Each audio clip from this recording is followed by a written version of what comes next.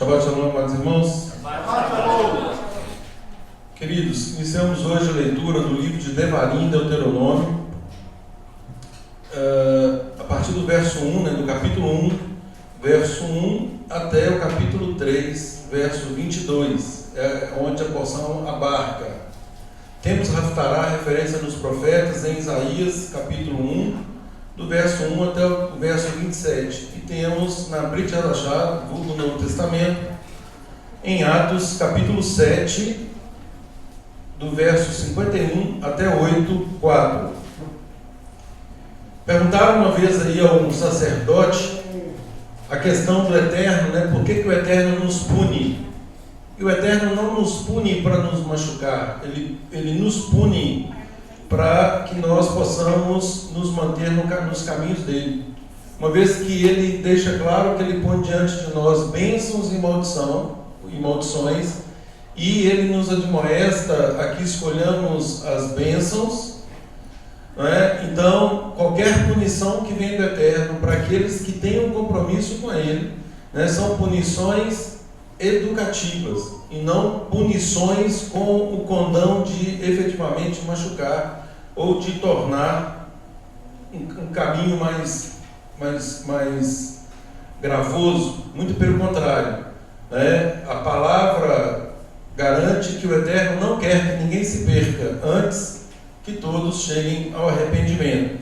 E aí esse sacerdote respondeu o seguinte, que o Eterno levou um momento para tirar o nosso povo do Egito, mas demorou 40 anos para tirar o Egito do nosso povo. E quantos de nós ainda permanecemos no Egito? Então essa é a questão. E a paraxá de hoje, nós sabemos que Deuteronômio no grego significa repetição da lei, repetição da Torá. É como se fosse uma cópia da Torá, o que não representa a realidade do nosso povo. O que Moisés fez aqui foi algo excepcional.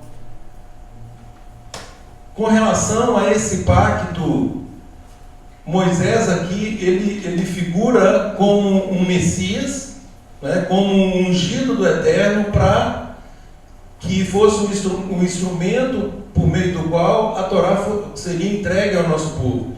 Então aqui em Deuteronômio, em Devarim, Eleha Devarim, e essas são as palavras, Devarim, palavras, Moisés, ele recebe do Eterno uma capacitação para planificar a Torá, para explicar a Torá, e ele usa esse último livro, o livro de Devarim, exatamente para checar.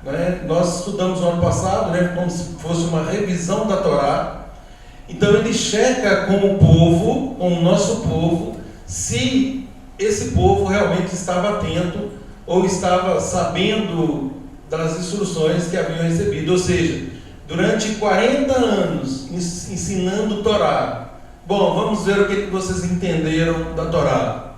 E é exatamente o que acontece aqui, é uma revisão, uma releitura com significação, fazendo com que o nosso povo efetivamente entendesse as razões do Eterno e mais uma vez, exortando o nosso povo à obediência. Queridos,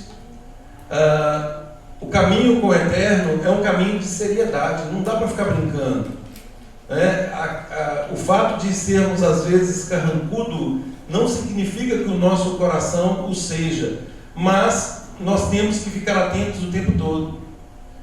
Eu falo que todas as vezes que eu piso aqui, eu estou numa guerra, numa batalha espiritual, e isso teria que ser assim com cada um de nós. Porque nós vivemos neste mundo, exemplo do Mashiach, como se não vivêssemos. Então, para nós, o que interessa são os valores eternos. E muitas vezes, obviamente, nós vamos desagradar a um ou a outro, e Yeshua não agradou a todos, muito pelo contrário, foram muitos os que se insurgiram contra ele, exatamente porque ele tocava naqueles pontos que ninguém gosta que toque. Né? Fazer um ajuste, seja em toda a nossa vida, né, que é o que a palavra propõe, isso de fato incomoda. Não vou dizer que não incomoda, incomoda. Só que é uma questão de escolha. Eu quero me sentir incomodado, eu quero ser mudado, eu quero retificar, eu quero estar num padrão mais elevado. E para que eu esteja nesse padrão mais elevado, eu não posso ser um negligenciador de princípios. E aí nós temos aqui o nosso povo nesta condição, né, muito incomodado com tudo que estava acontecendo. Aqui começa a narrativa, Moisés contando toda a história, né? Nós estudamos alguns pontos muito recentemente, a questão de nomeação de auxiliares, os espias que foram enviados para observarem a terra, ou seja, tudo isso, nosso povo estava rememorando, e Moisés, com todo respeito, fazendo menção aqui logo nos primeiros versos, Moisés não ficou apontando os pecados em si, mas ao falar o nome de lugares, cada lugar estava associado a um pecado extremamente grave, que chamava, evocava do nosso povo a memória, no sentido de: o que estamos fazendo? Como está sendo a nossa caminhada? Para onde estamos indo? Onde queremos chegar? Qual é o nível de vida que nós teremos aqui? Ou nós ficaremos só na superficialidade da letra, ou vamos de fato usufruir desta vida tal qual Yeshua nos propõe, que ele veio para que tivéssemos vida e vida em abundância. Então a abundância de vida que Yeshua nos propõe não é um mergulho neste mundo sob o ponto de vista carnal, para que nós tenhamos todas as nossas necessidades carnais satisfeitas, mas muito melhor do que isso, para que nós tenhamos todas as experiências espirituais, para que nós fiquemos acima, governando com Ele. É o que a palavra fala, que nós estamos aí nas alturas. Nós olhamos para as coisas deste mundo na perspectiva correta. É óbvio, a gente fala isso aqui constantemente, que enquanto vivermos aqui, Yeshua inclusive faz essa oração ao Pai: não peço que os tire do mundo, mas que os livre do mal. Enquanto estivermos no mundo, nós temos que trabalhar, obviamente temos que levar o sustento para a nossa casa. Sabemos que a Torá e toda a Escritura condena o ócio. O ócio não é uma característica do nosso povo, não é uma característica do povo de Deus, muito pelo contrário. E aliás, Paulo fala isso de forma taxativa: aquele que não trabalha, que não coma. É uma palavra dura, mas é a palavra. Dura lex sed lex. Dura é a lei, mas é a lei. Isso é um princípio. Falávamos, eu e a Ana Lúcia discutimos sobre isso essa semana, e a grande questão não está em fazer obras sociais. Obras sociais não levam ninguém a lugar algum. Uma obra social, ela só tem valor se tiver associada, se ela estiver associada a valores morais e morais absolutos, morais de acordo com a Torá e não morais de acordo com este mundo, porque nós sabemos que este mundo de moral já está perdido há muito tempo. Tudo que o mundo está pregando aí fora contraria a Torá. Nós vemos a legislação nossa aí que até bem pouco tempo não era nem cogitável uma determinada situação. Hoje não apenas está na lei, mas é chancelada pelo tribunal mais alto do nosso país e aplicado no Brasil afora sem nenhum receio, sem nenhum constrangimento, e nós, povo do Eterno, temos que conviver com isso.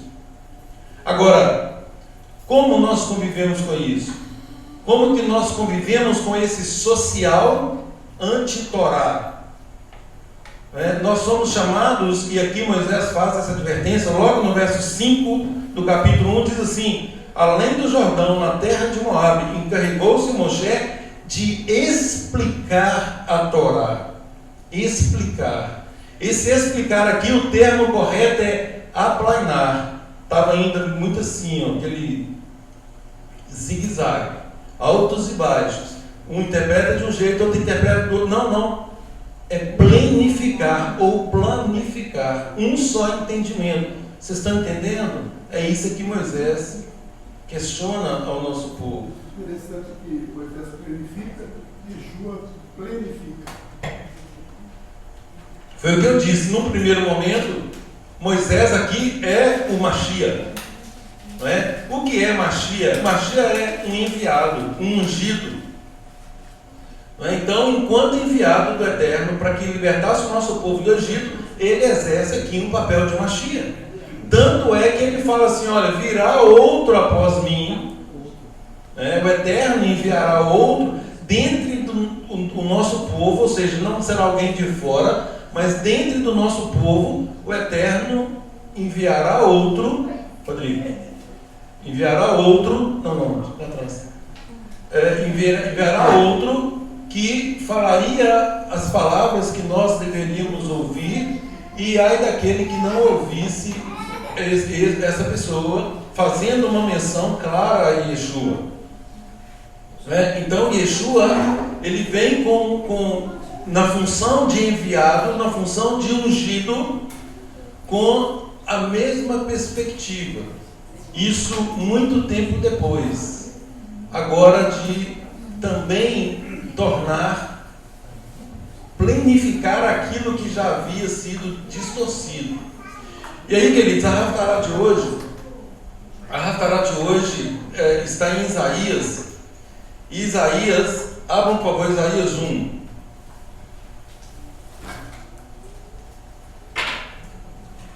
Isaías 1, visão de Isaías, filho de Amós, que ele teve a respeito de Judá e Jerusalém nos dias de Uzias, Jotão, Acás, Ezequias, reis de Judá. Ouvi, ó céus, e dá ouvidos, ó terra, porque Adonai é quem fala.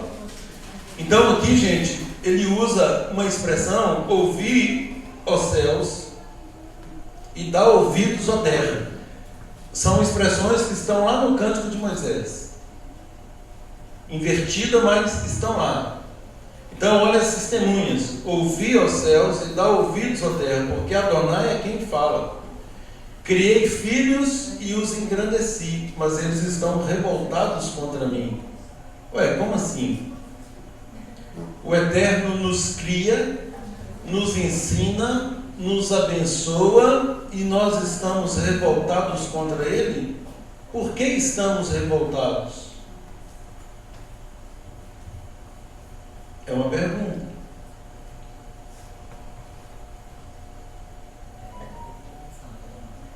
E aqui Isaías prossegue: o boi conhece o seu possuidor, o jumento, o dono da sua manjedoura, mas Israel não tem conhecimento, o meu povo não entende. Ai desta nação pecaminosa, povo carregado de iniquidade, raça de malignos, filhos corruptores, abandonaram a Adonai, blasfemaram do Santo de Israel, voltaram para trás. Por que haveis ainda de ser feridos, visto que continuais em rebeldia? Toda a cabeça está doente, todo o coração enfermo. Desde a planta do pé até a cabeça, não há nele coisa sã, senão feridas, contusões e chagas inflamadas, umas e outras não espremidas, nem atadas, nem amolecidas com óleo. Ou seja, questões por resolver.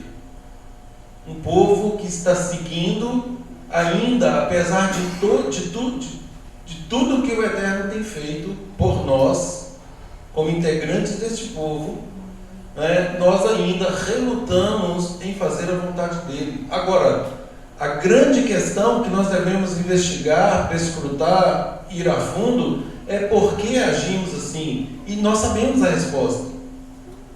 Nós agimos assim porque a nossa natureza é assim. Nós temos uma Yetzer Hará que nos afasta cada vez mais do Eterno. Ora, se nós sabemos o problema, se nós sabemos a causa, então nós temos a solução. Qual é a solução? eliminar a nossa Yetzer Hará, vivendo em independência do Eterno. Esta é a solução. Só que isso é trabalhoso. Isso requer, de fato, posturas que muitos de nós, né, não estão dispostos a adotar. E aqui nós temos nessa profecia, na Haftará de hoje, a advertência séria, que é uma visão de Isaías, falando sobre a destruição do templo, que poderia ter sido evitada. Essa destruição poderia ter sido evitada. E não foi. Por que não foi? Porque o povo ignorou a própria profecia. O povo não fez Teshuvá. Esse Shabat, gente, esse Shabat é chamado como Shabat Hazon, não é? É o Shabat que antecede Tisha B'Av, que é o 9 de Av. Eu não vou entrar nisso porque eu creio, né, que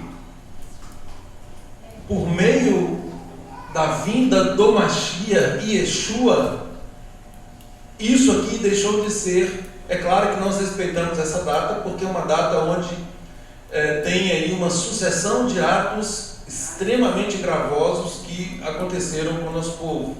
Destruição dos 2 templos, tem uma série de coisas, uma série de pecados associados a essa data. A meu ver, era uma data que deveria ser lembrada como vergonha para nós. Por quê? Porque, como eu já disse, nós já identificamos o problema, identificamos a causa e nós temos que tratar a causa. Agora, para tratar a causa, só a fórmula de Yeshua para ser plenamente aplicada e para que tenha a eficácia que nós estamos buscando. Senão, nós vamos nadar e vamos morrer na praia. Ao final desta profecia, olha o verso 18. Ao final da profecia tem palavras de esperança. O Eterno, gente, aí eu volto àquilo que eu comecei falando, né? O Eterno não faz para nos punir, Ele faz para nos fazer voltar à obediência, à dependência dEle, aos caminhos de bênçãos, né? Para que nós possamos experimentar realmente o que é uma vida abundante. Veja o caís que retorna. E nós pensamos que vida abundante tem a ver com o mundo, não tem nada a ver com o mundo. Podemos usufruir? Podemos, é óbvio que podemos. Agora, o que determina é onde está o nosso coração, como estamos vivendo. O nosso coração, o Evandro falou de hoje ali do Shema. O Shema, gente, ele é o eixo, né? A oração mais elementar que nós fazemos é o Shema. Né? E o Shema nos estimula e nos adverte que nós temos que obedecer ao Eterno de forma diligente, não pode ser de forma relaxada. E, infelizmente, nós aprendemos de Roma que basta ser ou sermos religiosos, né? Não basta. Religiosidade, né, levará muitos ao caminho da perdição. Não basta sermos religiosos. Perdão, bateria, deixa eu trocar.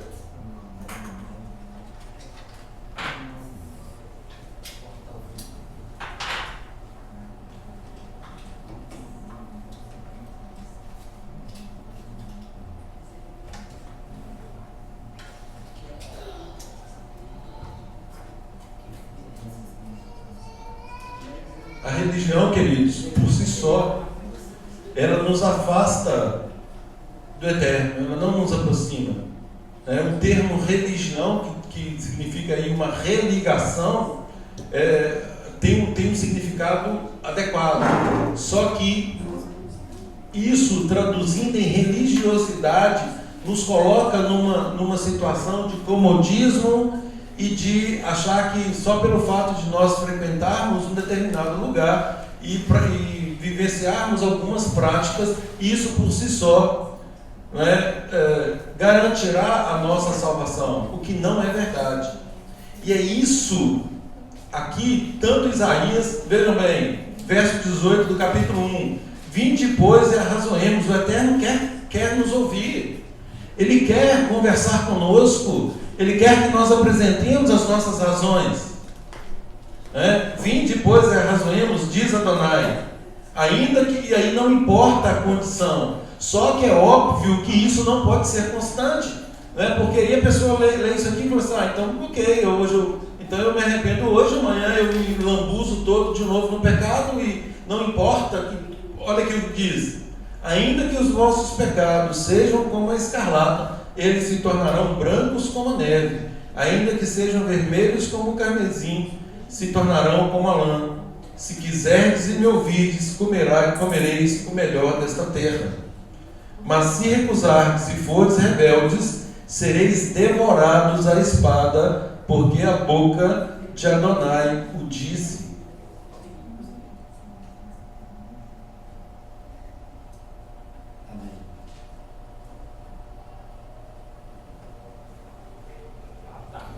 Então, queridos, aqui é um convite a techuvá, um convite ao arrependimento verdadeiro. E uma vez voltando, vê onde caíste, identificou, voltou, prossiga da forma correta. E aí, voltando então aqui a porção de hoje, é o que Moshe faz o tempo todo.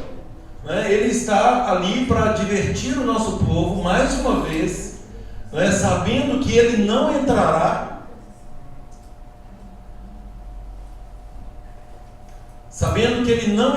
na terra, ele adverte o nosso povo e checa se realmente o fato de ele não entrar, sabendo que ele vai morrer, que tudo que ele fez, a obra que ele fez, de fato surtirá o efeito pretendido por ele. Então, queridos, esse é o papel de Moshe, de fazer essa revisão com o nosso povo, de mais uma vez lembrar dos momentos ruins e lembrar também das promessas, garantir que se eles mantiverem a fidelidade para com o Eterno também manterá a palavra dele em relação ao nosso povo. E aí, quando eu disse que Moshe sendo ali um Messias para o nosso povo naquele momento, e também como ele diz, que viria outro após ele, fazendo menção aí agora ao Mashiach de Israel, esse que nos justifica, que é Yeshua, nos justifica, e ele próprio declara em Mateus 5,17. O que ele declara em Mateus 5,17? Não pense que vim abolir a lei ou os profetas. Exatamente, não penseis que vim abolir a Torá ou os profetas. Não vim para abolir, mas para tornar plena. O cumprir aí, vim para cumprir é tornar pleno. E esse verso por si só, para nós que conhecemos todo o contexto, seria suficiente. Mas para um mundo tido como romano, que foi de onde veio todo esse ensino cristocêntrico, conforme alegam, eles não prosseguem na leitura, porque a leitura do verso 18 e seguintes, abram por favor Mateus 5, já falamos disso várias vezes, mas com ênfase.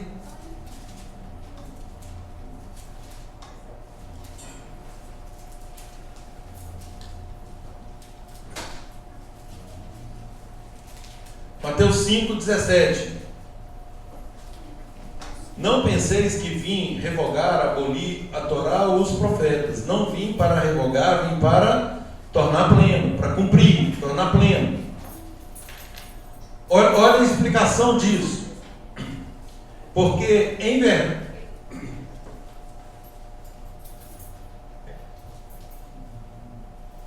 verdade vos digo, até que o céu e a terra passem, nem o Yud, que é a menor letra do alfabeto hebraico, ou um tio, esse tio aqui é um Kotes é um tracinho de uma letra do hebraico. Então, nem o Yud e nem um tracinho se passará da Torá, até que tudo se cumpra. E aí ele estabelece aqui até que os céus e a terra passem. Não passou céu e nem passou terra ainda. Vai passar um dia, mas não passou ainda. Então, a Torá está válida. Ao contrário do que afirmam, ou do que afirma todo o Ocidente. E aí ele diz assim: aquele, pois, que violar um destes mandamentos, posto que dos menores, e assim ensinar aos homens, será considerado menor. Aqui na nossa tradução fala menor. Superlativo de micro. Gente, aqui vejam a tradução e a falta de lógica dessa tradução. A tradução, ela é absolutamente contraditória por si só. Onde que uma pessoa que viola a Torá ensina outra a violar a Torá, Vai ser visto no reino. estará no reino, ainda que seja minimamente. Isso é um absurdo. Isso é contraditório. Então é óbvio que aí nós temos que investigar o texto original, e o texto original nos apresenta aqui um superlativo de micro. O que é uma coisa micro? É quase invisível. Agora você coloca esse quase invisível na sua invisibilidade máxima. Ou seja, não estará no reino. É isso que significa. Não será visto. Não será visto. Ele não estará lá. Ele não estará lá. Onde que alguém que viola a Torá, ensina outra a violar a Torá, estará no reino? Isso não faz nenhum sentido. Você está revestido de cetro de ferro. E a tradução correta era isso que era para estar aqui, mas é óbvio que não está, por razões também óbvias.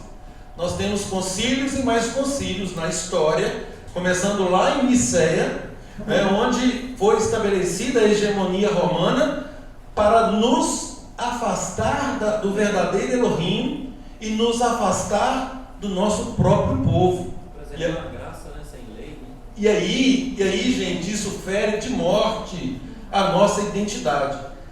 Por quê? Porque uma pessoa sem identidade, gente, ela não tem nenhum propósito. Uma pessoa que não sabe quem é, a que veio, qual que é o futuro dela, qual é a pretensão dela, onde ela quer chegar, é um nada. Uma pessoa que não tem isso muito bem evidenciado, ela está fadada ao insucesso neste mundo e no porvir. Ou seja, isso mexe com a nossa estrutura, com a nossa identidade. Agora, olha o contrário. O contrário o quê? Nós aprendemos então que aquele que violar um destes mandamentos, ainda que dos menores, e assim ensinar aos homens, não estará no reino. Opa! Não estará no reino? Então todos eu tenho que obedecer mandamentos? Ora, mas Jesus já fez tudo. Gente, isso é um absurdo dos absurdos. Jesus, ele não morreu numa estaca para nos habilitar a fazer aquilo que nós queremos. Isso é outra coisa que não se encaixa. E só uma mente extremamente carnal para manter um conceito desse dentro de si. O que por si só, para mim, já é um câncer, que arruína todos os demais pensamentos. Não faz nenhum sentido.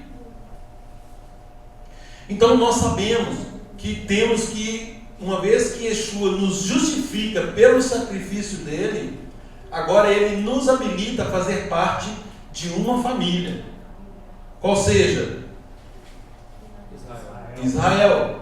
Nós somos justificados por meio do sacrifício de Yeshua e enxertados a partir da regeneração. Nós somos enxertados na verdadeira oliveira para receber a seiva dessa oliveira. E aí nós temos inúmeros textos, nós falamos a miúde aqui também. Vós que éreis gentios, vocês que estavam alheios às promessas, às alianças, ao Messias, ao próprio Deus, vocês agora foram aproximados. Então agora vocês têm uma identidade.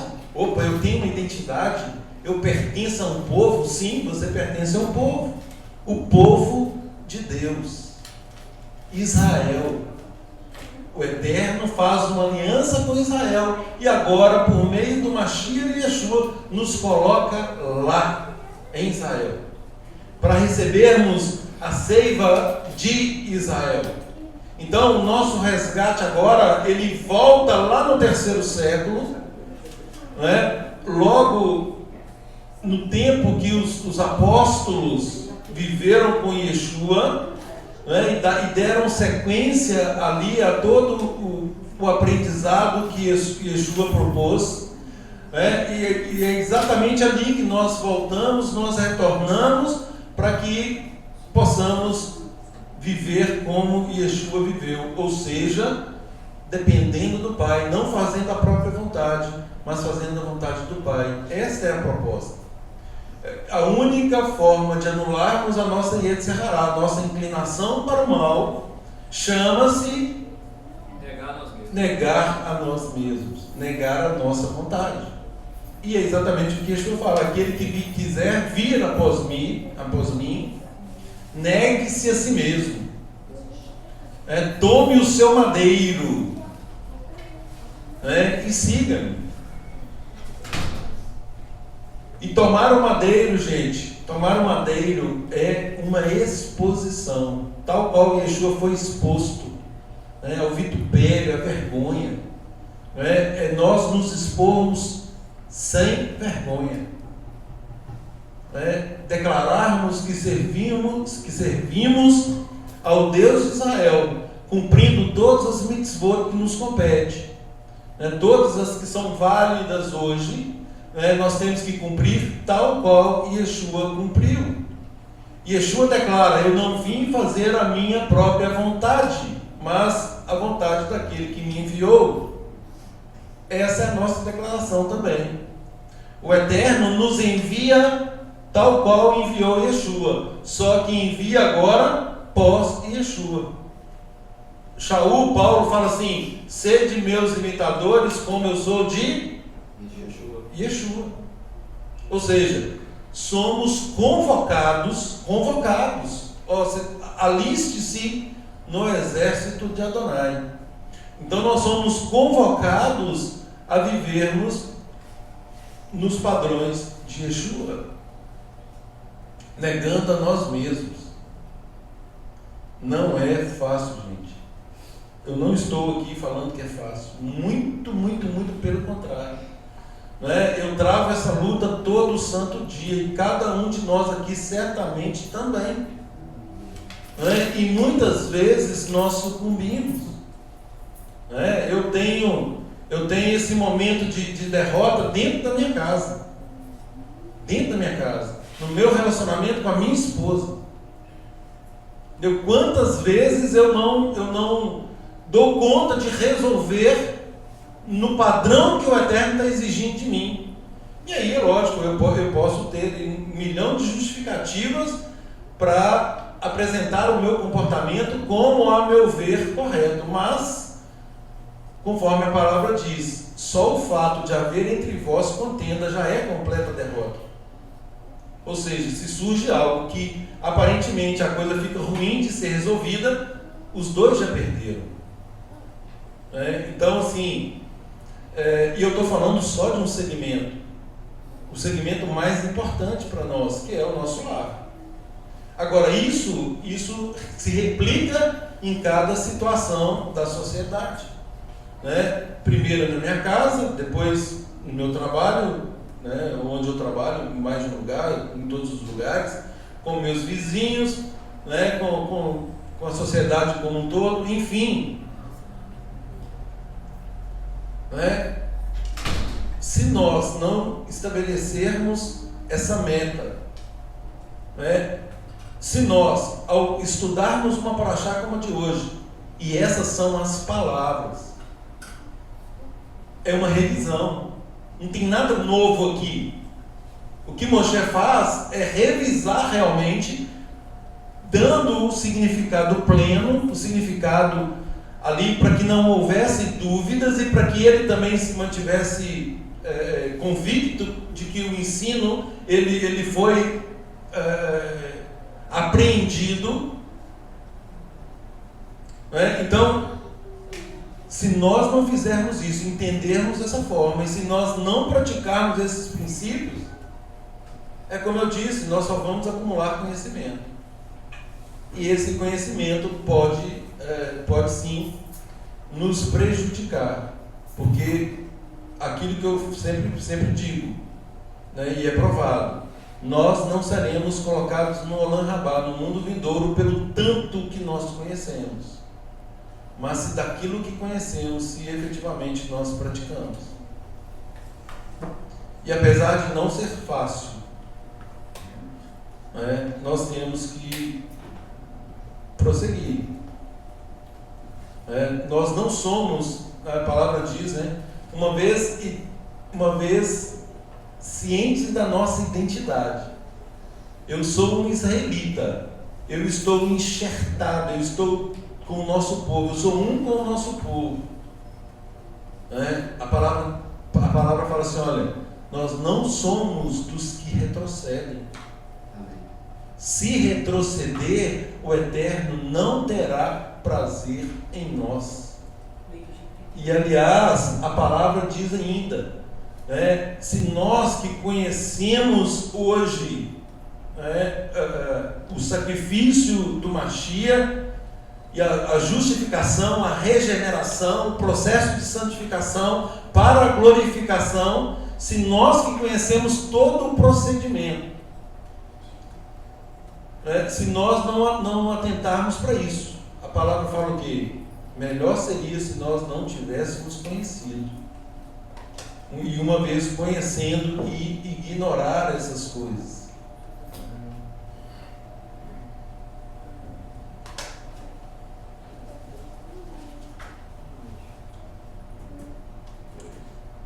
Então, queridos, a profecia de Isaías poderia ter sido a advertência de Isaías como uma profecia. Poderia ter sido evitada. O profeta, o papel de um profeta é chamar o povo ao arrependimento, evitar que aquilo que está por maldição, por descumprimento da norma, não venha sobre aquele que está descumprindo. Esse é o papel do profeta. Essa é a nossa esperança dentro dos tempos atuais. Exatamente. O tempo todo. O tempo todo é arrependimento, techuvá, retificação, conserto e uma vida de dependência, uma vida de obediência.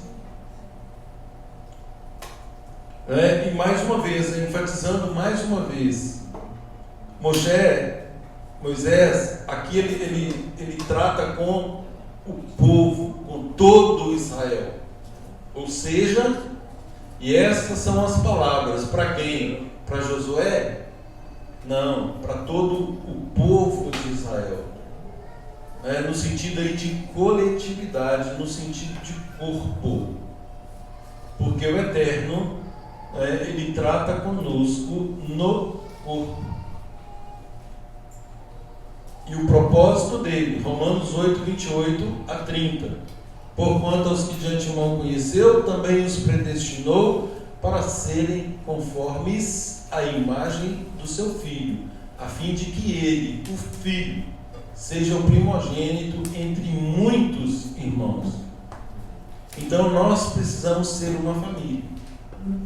Agora, com o padrão estabelecido pelo Eterno e não segundo o nosso padrão. E a preocupação de Moisés aqui é exatamente essa: conferir com o povo, lembrar para o povo que, nada obstante tudo que o Eterno fez em seu meio, durante os 40 anos no deserto, todos os milagres vivenciados, todas as providências divinamente inspiradas, no sentido ali de nomeação de líderes, de repartição de competência, de condução no ermo do deserto, a provisão de necessidades, tudo isso, tudo, nada obstante tudo isso, né, que o nosso povo mantivesse a fidelidade para com o Eterno. Né? Cada princípio, cada orientação, cada preceito que foi dado lá atrás, aqui ele é elucidado e cobrado. Não se esqueçam, sejam fiéis. Sejam fiéis. E aí, obviamente, tá, nos 3 primeiros capítulos, são episódios que nós estudamos muito recentemente em outras porções, mas que a essência, mais uma vez, é uma chamada à responsabilidade enquanto povo de Deus. É uma confirmação da nossa identidade, né, que nós fazemos parte da nação eleita. E uma vez tendo ciência disso, que nós assumamos a nossa posição. Uma posição, conforme eu falei no princípio, né, nós estamos no mundo, mas não pertencemos a este mundo. Ou seja, nós temos que assumir uma posição de separados, de santos. Santos é separados. Separados para um fim específico. É que o Eterno tem misericórdia de nós, gente. Nós precisamos de clamar mesmo. E eu termino com uma frase que eu li de um rabino, que ele fala assim: quando nós dependemos do Eterno, nós oramos: Senhor, seja feita a tua vontade. Quando nós agimos por conta própria, o Eterno olha para nós e diz: seja feita a sua vontade. Então, queridos, não queiramos que sejamos entregues a nós mesmos. É a pior punição que nós podemos receber do Eterno. É que Ele diga para nós: bom, já que é assim, seja feita a sua vontade. É que Ele nos capacite e nos mantenha nesse precioso caminho, né, sobretudo após conhecer aí a dádiva da justificação por meio do nosso Mashiach Yeshua. Shabbat Shalom a todos. Vai,